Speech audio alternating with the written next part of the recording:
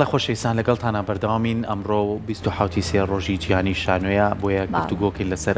هەم ڕۆژی شانۆیەکە هەم لە ڕۆژی جیهانیەکە و لە هەمان کاتیشا شانۆ تا چەند گرنگی و تایبەتمەندی هەیە وەکو ئێمە میلەتی کورد و تا چەند توانیمانە شانۆ بکەینە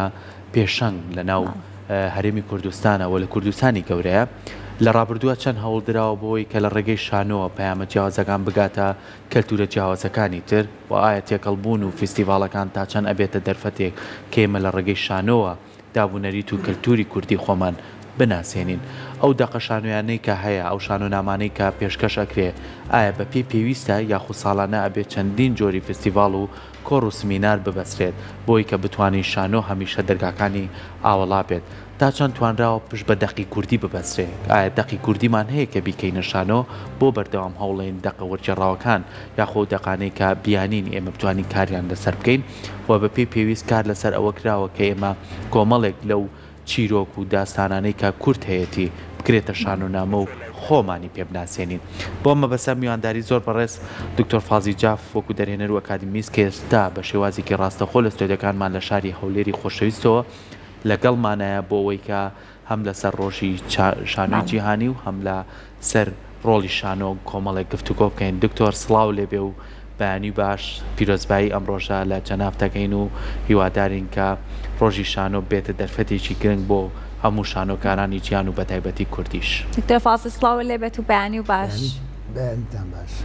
بەیانتان باش سڵاوتان لێبێ پیرۆزبایی لە هەموو شانۆکارانی کوردستان و شانۆکارانی جیهان ئەەکەم لەم ڕۆژە پیرۆزەیە بە هیوای سەرکەوتن بە هیوای ئایندەی گەشتر بۆ شانۆ لە کوردستانە. دەستەکانێک خۆش بێت. لەم ڕۆژی شانۆی جیهانەیە جیاوازتر لە ساڵەکانی تر پەیامی شانۆ جیاواز بوو. پەیامەکە تایبەت بوو بە ژینگە، پەیامەکە تایبەت بوو بە تەکنەلۆژیا، پەیامی شانۆ هاتۆتە ناو کۆمەلگاوە. ئەمە تا چەند واکە کە شانۆ ئاوێتەی کاروبار و ژیانی ڕۆژانی مرۆڤایەتی بێت. بێگومان شانۆ بەردامون شتێک زۆر ئاوێتەی ژیانە، ئاوێتەی ناوەڕۆک و جەوهەری ژیانە. شانۆ هونەرێکە ئاوێتەی فەلسەفەی ژیانە بە جیاواز لەگەڵ زۆربەی زۆری هونەرەکانی تر. شانۆ ڕاستە و خۆتر مامەڵە ئەکا لەگەڵ هیزر، لەگەڵ بۆچوون، لەگەڵ بیر، لەگەڵ فەلسەفەی جیهان واتە لەگەڵ بوون و هۆکاری بوون. بۆیە هونەرێکە هەموو هونەرەکانی تر لە خۆ ئەگرێ، هەموو لایەنەکانی هیزر و فەلسەفە و ئەدەب و سۆسیۆلۆژیا و ئەنترۆپۆلۆژیا و هەموو ئەو زانستانە لە خۆ ئەگرێ. بۆیە شانۆ ئەگە باشتر تەماشایکەین سیرەکەین بە بەراورد لەگەڵ هونەرەکانی تر، ئەدەب ئەگرێتە خۆ، ڕۆمان ئەگرێتە خۆ، شیعر بەر لە هەموو شتێک ئەگرێتە خۆ، ئەمجا هەموو لقەکانی تری زانست ئەگرێتە خۆ. ئێستا لەم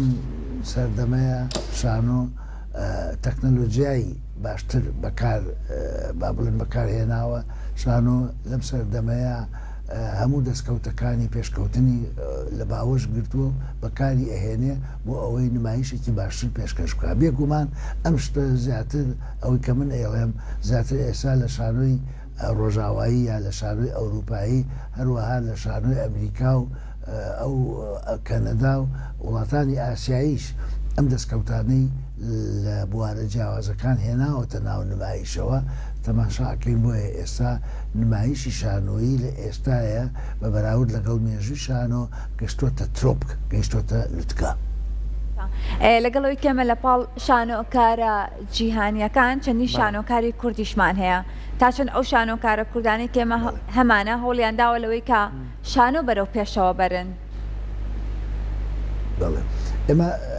ئاگامان لێ شانۆکاری کورد توێژێکی باشی شانۆی کورد بۆ چەند کەسێکی دیاری شانۆی ناو بواری شانۆ لە کوردستانە هەوڵەدەن هەمیشە بگەن بە ئاستی شانۆی جیهانی، هەوڵەدەن هەمیشە گەشە بە خۆیان بدەن، پەرە بە زانستەکانیان بدەن، پەرە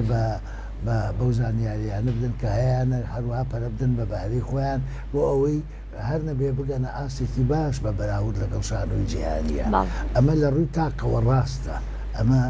بۆ شانۆی کوردی لە ڕووی تاقەوە ڕاستە. بەڵام لە حەقیقەتە ئەوەی ئێمە کێشەمانە لە شانۆی کوردیا ئەوەیە لەسەر ئاستی دەستگایی لەسەر ئاستی با بڵێن پیشەمەندێتی پسپۆڕێتی ئەو ئیشە کە پەیوەندی بە دەستگاکانەوەی کە پەیوەندی بە حکوومەت و بە دەوڵەتەوە هەیە بەڕاستی لەوەیە کەمتەرخەمیکی زۆر هەیە ئەگەر نەڵێم پژیۆخستن هەیە. باشە دکتۆر ئێمە توانیمانە شانۆ بکەینە کەلتور یاخودنا؟ ئەخر ئەوە بوو کە پێشتر ئاماژەم پێکرد شانۆ نەبووە بە کولتور لە کورد. بۆچی دکتۆر؟ تا ئێستاش لەبەر ئەو هۆکاری کە گوتم من چەند جارێک جەختم لەسەر خاڵێک کردوتەوە کە پێم وایە خاڵێکی زۆر گرنگە و لە جیهانیشان گرنگە با بڵێن لە ئەزمموی خۆمەوە لە بڵێم لە وڵاتانی تر لە سوید لە بەریتانیا لە رووسیا لە وڵاتە ئەوروپایەکان هەتا تەنانەت لە هەندێک لە وڵاتە عەرەبیەکان کە شانۆ ئەکرێ بە کولتور ئەبێ لەلایەن حکوومەتەوە لەلایەن ئەو وەزارەتانەی کە با بڵێن کە پەیوەندیان بە شانەوەیە وەکو وەزارەتی ڕۆشنبیری وەکو وەزارەتی خوێندی باوا وەکو وەزارەتی پەروەردە ئەمانە هەموو ئەبێ بەشدار بن لە دانانی پلانێک استراتیژیەتێک بۆ شانۆ چۆن شانۆ کارا بکرێت چۆن شانۆ بکرێت بە پێداویستیەکی کۆمەڵایەتی و چۆن شانۆ ببێ بە پێداویستیەکی جەماوەری ئەو کات ئەتوانین بڵێن شانۆ ئەبێ بە کولتور ئەبێ لەناو ئەو پلانانەیە باز لەوە بکرێت شانۆ گرنگی چییە شانۆ بۆ ئەبێ هەبێ ئێمە ئەگەر ئەوە لە چوارچێوەی من هەمیشە ئاماژەم بۆ کرد لە چوارچێوەی سیاسەتێکی کولتوری گژگیرە ئەگەر ئەو شتە باس نەکرێ و بە میکانیزم ئیشی بۆ نەکرێ ئەو کات هەوڵەکان ئەمێننەوە وەکو هەوڵی تاک با بڵێن لە کوردستانە ئێستا توانین بڵێن فلان نمایش زۆر زۆر باشە فلانە با بڵێن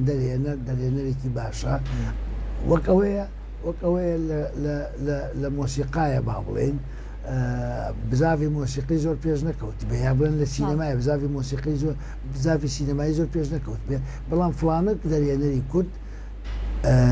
فیلمێکی باشی ئەنجام داوە ئایا بەو فیلمە باشە ئەگەر لە مستەوای جیهانیش بێ ئێمە ئەتوانین بڵێین سینەمای کوردی گەشتۆتە ئاستی جیهانی بە هەمان شت لە شانۆی کوردیە نمایشی شاک ئەکرێ بەڵام وەکو بزاو وەکەوەی جەنابەت باسش کرد وەکو کولتور ئێمە تا ئێستا ئیشمان لەسەر ئەوە نەکردووە ئیشکردنەکەش وەک گوتم بە تاقە کەسی ناکرێ ئەبێ بکرێ بە دەستگایی ئەبێ لە ناو سیاسەتی کولتوری کوردستان کە تا ئێستا بەداخەوە نیمانە هیچمان بێ پیادە ناکرێت ئەبێ لەناو ئەو سیاسەتەیە پێگەی هونەرەکان بە یەک لە دوای یەک دیار کرێت کە شانۆ چییە چەندکی شانۆ چییە چی ئەگەیەنێ بۆ گرنگە و چۆن ئیشی لەسەر بکرێ ئەو استراتیژیات و ئەو میکانیزمانە چین کە شانۆ پێش ئەخەن گەشەی پێئەدەن و ئەیگەێننە خەڵک بەمان شێوە ئەمە دەربارەی مۆسیقا و دەربارەی فیلم و دەربارەی هەموو نەرەکان ئەبێ ئێمە لەو بوارەیە لەناو سیاسەتێکی کولتوری ڕوونە بزانین شانۆ چی ئەکا چییە چۆن ئیشی لەسەر بکرێ ئەگەر ئەمە نەکەین هەوڵی تاکە کەسی نمایشی ئێرە و ئەوێ نمایشێکی ئێرە ئەوێ ئەمڕۆ نمایشێ و مانگێکی کە نییە ئەوە نامانگەێنێتە ئەوەی کە شانۆ خۆشەویستکەین لای خەڵک کە بینەر بێنی لە ناو خۆڵەکانەوە کە شانۆ وەکو جەنابتان فەرمووتان ببێ بە کولتور ئێمە ئەوەمان مەبەستە بەم سیاسەتەی ئێستامان بەم شێوازەی ئێستامان ناچینە ئەو کولتورە بەدەست ناهێنین. زۆر باشە دوتۆ لە سەرەتا ئاماژەت بەوە کرد لەوەی کە شانۆ بەشێکە لە ئاوێتەبوون لەگەڵ ژیاندا کەواتە ئەتوانین بڵێن لەوەی کە شانۆ چۆن ئەتوانێت بۆ نمونە ئەو کێشانە کە لە نێو کۆمەڵگەی کوردیا هەیە لە ڕێی شانۆوە زیاتر برێک پێ بدرێت یاخود ئەو کێشانەی کە هەیە ئەو گیر و گرفتانەی کە هەیە لە ڕێی شانۆوە دەرببڕدرێت. بەڵێ بێگومان شانۆ هەمیشە لە سەردەمی گریکەکانەوە لە سەردەمی یۆنانیەکانەوە نزیکەی 30,000 ساڵ پێش ئێستا لەو ڕۆژەوە شانۆ هەمیشە پەیوەست بووە بە کۆمەڵگە بە تاک بە خەون و خولیا و کێشە و ئارەزۆکانی تاکەوە بە کێشەکانی گەردوون بە کێشەکانی ژیان بە کێشەکانی ناو کۆمەڵگە بەڵام کە باسییانەکە لەسەر ئەساسێکی بوونگەرایی زۆر قوڵ لەسەر ئەساسی هزر و بیر ئەچێتە ناو بابەتەکانەوە شانۆ هوەری ئێستا و ئێرەیە لە ئێستا و لە ئێرە هەمیشە پەیامەکەی پەیامی ئەوەیە کە ئەم شانۆنامەیەکە بڵێن ئێستا ئێمە شانۆنامەیە بکەین یا شانۆگەریەک پێشکەش بکەین ئەبێ ئەو پرسیارە لە خۆمان بکەین با بڵێن وەکو دەرهێنە ئەو پرسیارە لە خۆمەکەم من کە ئیشەکەم ئەم شانۆگەریە ئێستا بۆ ئێستا بۆ لەم شارە بۆ نمونە بڵێم من شارۆنامەی ڕۆمیۆ جولیێتەکەم لەکوێ لە شاری سلێمانی ئەوێ بپرسم بۆ شانۆنامەی ڕۆمیۆ جولیێت لە ئێستاە لە شاری سلێمانیە پەیام و مەسج و ئەرکمان چییە لەم نمایشەیە ئەوە ئەدبەستێتەوە بە کۆمەڵگە بە خەم و ئازار و کێشەکان و خەونەکان و ئەندێشەکانی تاک لەو نمایشەیە زۆر باشە دکتۆر زۆر کاتێمە باسیێواکەین ڕۆڵی ناوەندە ئەکادیمیەکان بۆ نمونە ئێمە پەیمانگای هونەرە جوانەکانمان هەیە و لە هەمان کادا کۆلێژمان هەیە واتوانین بە شێوازێکی باش لە ڕووی ئەکادیمیەوە سوود لەم بابەتانە ببینین کە بتوانین شانۆ بە ئاراستەیەکی تر پێشکەش بکەین بۆ لەبەروی بەڕێستان هەم لە ناو کوردستان لارمی کوردستان هەم لە دەروی وڵاتیش ئەزمونێکی زۆر جوانتانێ من دەستخۆشی و یەکەم و نووسینەکانیشە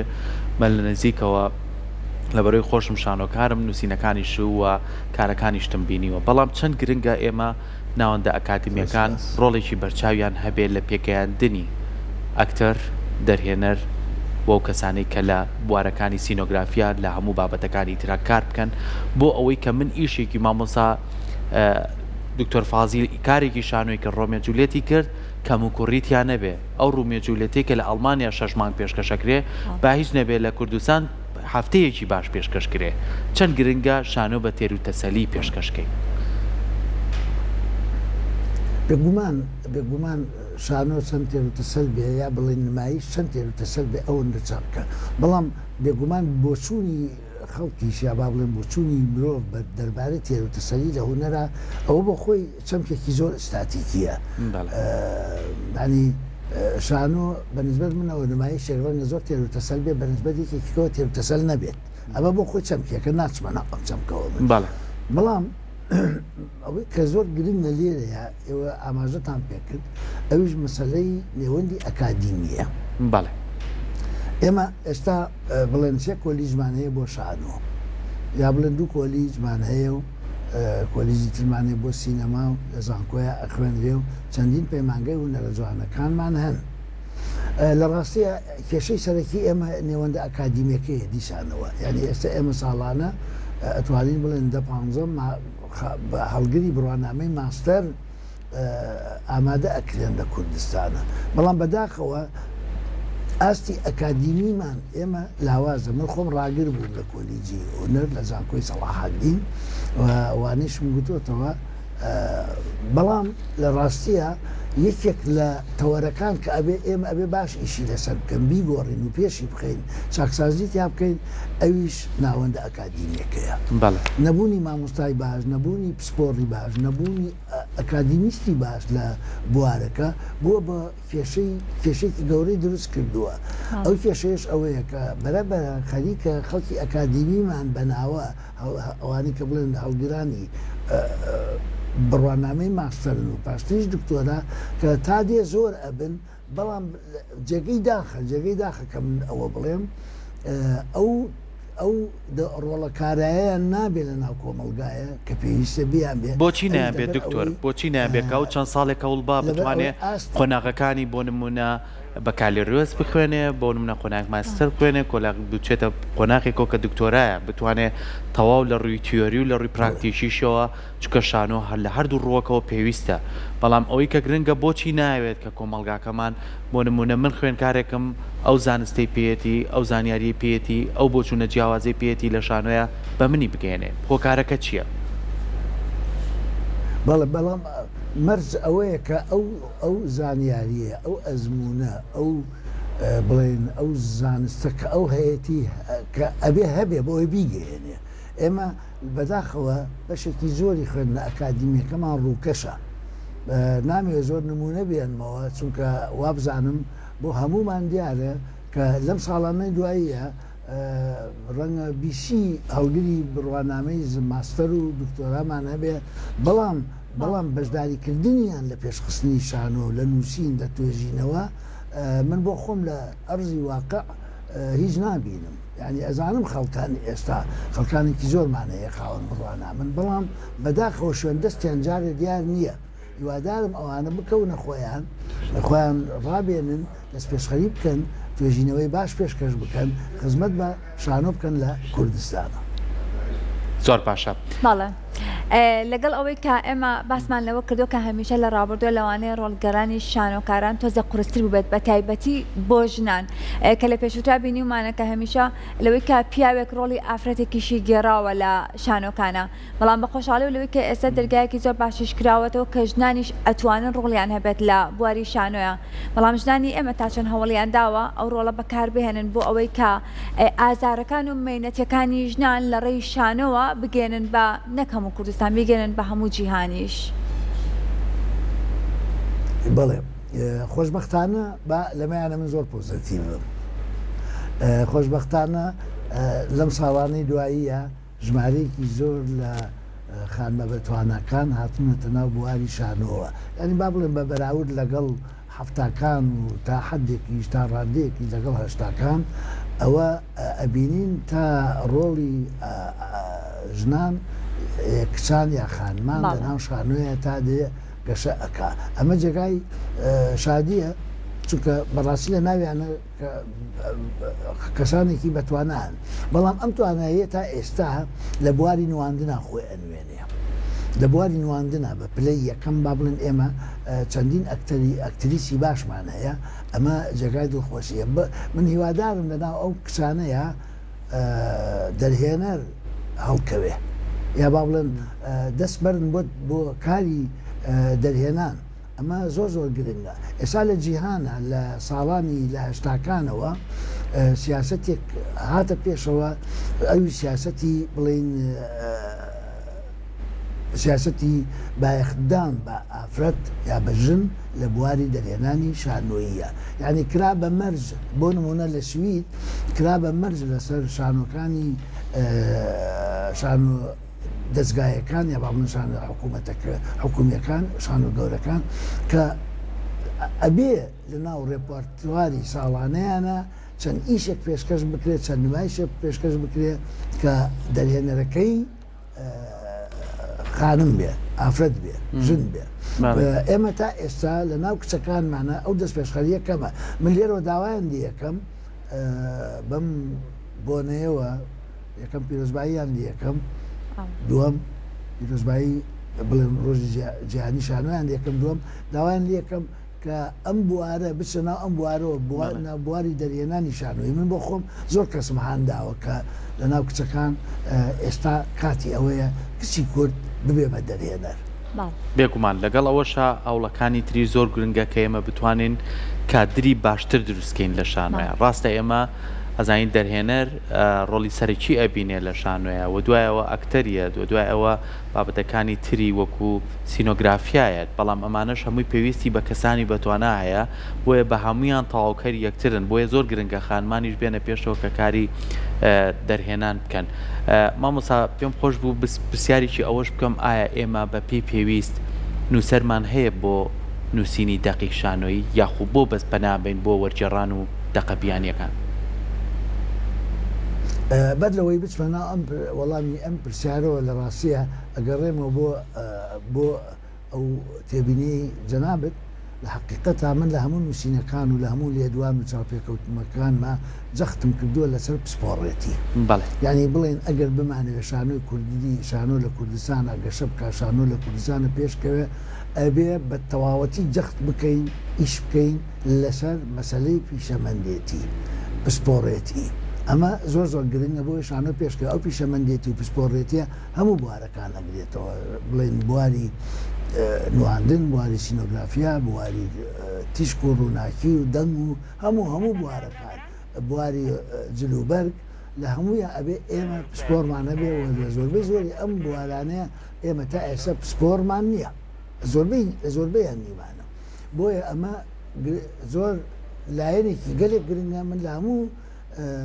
لێدوانێکم لە هەموو نووسینێک و حتا لە توێژینەوەی شەوا من بایەخم پێداوە جەختم لەسەر کردووە ئەمە ئەوەی ئەو پرسیارەی جەناب بد لەسەر دەقی کوردی من دەقی کوردی باش یعنی لە شەستەکانەوە ئاگداریانم دەقی کوردیمان بەگشتی چەندانەیەکی لێ نەبێ دەقەکانمان زۆر بەهێز نین بۆیە زۆربەی دەرهێنەرەکان خۆیان لە دەقی کوردی نادەن لەبەر ئەو دەقانە لە ڕووی دراماتورگیەوە لە ڕووی بیناسازی درامیەوە لە ڕووی با بڵێن هونەریەوە ئەو هێزیان نییە کە دەرهێنەری کورد کاریان لەسەر بکە من بۆ خۆمێکێکم لەوانە بۆچی دکتۆر یعنی بۆچی هێزیانە بۆچی دقێکمان ناتوانێت ببێتە شان و نامێ دکتۆر فاسیل بیکاتە بەرهەمێکی پراکتیکی جوان ینی بۆ ئێمە ئەگەر بگەڕێنەوە بۆ تۆزی ڕابردوو ئەو دەقانەی کە بۆ نمونە هاملێتە ئەو دەقانەی ماکبێسە ئەو دەقانەی کە تا ئێستا ڕۆمە جوولێتە ئەمانە ئەگەر بگەڕێنەوە مێژوویەکی زۆر کۆنیە بەڵام ئێستاش هاملێت لە شاری سلێمانی و لە شارەکانی هەرێمە نمایش بکەرەوە چەندین کەس خۆی لەناو هاملێت و لەناو ئەو خیانەتانەیە بینێتەوە لەناو ڕۆمە جوولێتە بیبینەرەوە چەندین داستانی خۆشەویستی کوردیمان هەیە کە لەوانەیە لە ڕۆمە جوولێتی زۆر جوان ئەگەر پراکتیزەی بکەی ئەتوانی کاری جوانی لێ دروستکەی بەڵام بۆ ئەمانە داناڕێژرێتەوە ینی بۆ ناتوانین بڵین دەقێکی بەهێز چەندین داستانمان هەیە کەمە بیکەینە دەق بۆچی ئەم کەم و کوڕیانە هەیە بمبورەکەوە ئەم قسەکانیشم پێ بڕێت بەڵێ بۆچی پرسیارەکە لێرەیە ینی ئەو دەقانی ڕۆمێ و جوولێت ماکبێس ئۆتێلۆ نازانم نووسەرەکانی دیکەش هی مۆلێر هی ئیبسن هی سۆفۆکلیس بگەڕێ بۆ زۆر کۆن ئەوانە کێ نووسینێتی نووسەری بەهێز بەتوانە دراماتۆرگی وەستا ینی کە ڕۆمێ و جوولێت شەکسپیر کە ئەو چیرۆکە ئەخوێنێتەوە چیرۆکێکی ئیتالیە بەڵام چۆنی دائڕێژێ وای دائڕێژێ پتر لە 400 ساڵە هەر نەمرە هەرنەمرە بۆ چکە وەسایەتی تایە دراماتۆرگی تایە ئێمە پێویستیمان بەو وەسایەتیە هەیە پێویستیمان بەوەیە یەکێک من لە لێدوانێکە لەم ڕۆژانەیە لە چاوپێکەوتنێکە گوتیان ئەی باشە کە ئێمە مەموزینمان هەبێ بۆ ڕۆمێ و جوولێت بکەین ئاخر بەڵام مەموزین یەکێکی ئەوێ وەکو شەکسپیر بینوسێتەوە ئایا تۆ ئەو شەکسپیرەت هەیە ئاوا بینوسێتەوە وەکو ئەو کەی نووسیەوە یەک من دڵنیاتانەکەم کە یەکێک ئەو ئاست بڵێن نووسەرێک دەقێکی نووسی لە ئاستی ئەو دەقە جیهانیانە بێ دەرهێنەری کورد خۆی دڵخۆشە بێ و بە شادی و بەو پەڕی وزەوە پەلاماری ئەداوای خاتە سەر شانۆ زۆر باشە جا لەگەڵەوەی کێمە هەمیشە باس لەوەکەینەوەی کە شانۆ گرنگی خۆی هەیە بەڵام بینەر تا چەند گرنگە بۆی کە ئێمە بتوانین خاوەنی شانۆی زۆر جوان بین بە خۆشحاڵیەوە لەم دواییانەیە کە ئێمە شانۆی زۆر باشێ و ئەبینی بینەرێکی زۆر باشیشانێ بەڵام ئەمە تا چەند واکە لەوەی کە شانۆکارانی ئێمەش هەوڵ بن لەوەی کە باشترین شانۆکان پێشکەش بکەن بۆی کە بینەرەکانیش بتوانن هەم سوودی لێوەربگرن لە شانۆکان بە مەسەلەی بینەر بێ گومان شانۆ بەبێ بینەر نابێت ینی شانۆ نیە هەر وەک ئەو پێناسە ئاسانە و سادەی پیتەر بروک کاڵێ شانۆ ینی کەسێک ڕەت ئەبێ لە فەزایەکەوەیەکی کەس تەماشایەکات ینی ئەو یەکە ئەگەر تەماشای نەکا لە ڕاستیە شانۆ نییە شانۆ ئەو کاتە هەیە کە یەکێک تەماشای بکات ئەمە ڕاستە بەڵام چۆنیەتی ڕاکێشانی بینەر استراتیژیەکانی ڕاکێشانی بینەر زۆر گرنگە ینی ئەمڕۆ ئێستا لە جیهانە ئیش لەسەر ئەوە ئەکرێ بۆ نمونە لەم دواییە من پەیپەرێکم نووسی بۆ دیداری فکری شانۆ لە فستیڤاڵی قەرتاژ لە تونس ئەوەی کە من بەشداریم تێدا کرد بە پەیپەرێک بە توێژینەوەیەک لەسەر استراتیژیەکانی ڕاکێشانی جمهور بۆ ناو شانۆ لە شانۆی سویدیە لە شانۆی سویدیە ئەمە کە بڵێن کە من باسم لێەوە کرد یەکێکی کە لە ئەڵمانیاوە هاتبوو توێژەرێکی ئەڵمانی ئەو باسی لەوە کرد کە لە ئەڵمانیا حکوومەت چی ئەکا دەستگاکانی حکوومەت چی ئەکەن بۆەوەی جمهور ڕاکێشن بۆ ناو ئۆڵەکانی شانۆ لێرە کاڵێن جمهور یعنی بینەر بینەر چۆن ڕابکێشین ئەمە ئەوە نییە بەستۆ نمایشە بکەیت بڵێ بینەر ڕاکێشن بۆ ناو هۆڵەکان نەخێر ئەبێ لە ئاستێکی بەرزەوە بە استراتیژیاتی ڕوون ئیشی لەسەر بکرێ لەوانەیە لەو استراتیژیانە ئەوانەی کە بەشدارە بنتیایەتی شانەوە بواری پەروەردە قوتابخانەکان زانکۆکان ڕێکخراوە ئەهلیەکان هەموو ئەم شتە جەماوەریانە ئەبێ بێنە ناوەوە بۆ کاراکردنی شانۆ بۆ هاندانی بینەر بۆ بینینی شانۆ بۆ ئاسانکاری گەلێ خاڵی تر هەنکەوا لە بینەرەکەن ڕوو لە شانۆ بکەن بۆیە بینەر زۆر گرنگە بەڵام گرنگی ئیشکردن لەسەر استراتیژیاتی ڕاکێشانی جمهور بۆ ناو هۆڵ ئەوە بۆ خۆی کارێکی زۆر گرنگەوە ئەکا شانۆ لە گەشەیە بێ و شانۆ لە پەیوەندیکی پتە و کارا و ئۆرگانیک بێ لەگەڵ بینەران. دەستەکانی خۆش بێت دکتۆر سپاس بۆ تۆ کامڕۆ بە شێوازێکی ڕاستەوخۆ لە ستۆدیۆکانمان لە شاری هەولێرەوە لەگەڵمان نبووی. سپاس بۆ زانیاریەکانە جارێکی تر پیرۆزبایی لە تۆ و لە سەرجەم شانۆکارانی جیان و شانۆگارانی کورد دەکەین بە هیوای ئەوەی کە بەم شێوە کورتە باسمان کرد لەوەی کە چۆن وردەکاریەکان بۆ شانۆ بکرێت و هەوڵ بدرێ هەم شانۆ بە شێوازێکی باشکاری بۆ کرێ هەم لەسەر دەقی کوردی هەم لەسەر ئەوەی کە هۆڵەکانمان زیاتر گرنگی پێ بدرێ ئەمەش هەمووی ئەبێ بە دەستاکی کۆمەلگا و بە دەستێکی بەرپرسان و حکوومەت و ئەو کەسانی کە لە بواری شانۆیە کارەکەن ئەم هەوڵە بن. دووبارە سپاس بۆتم.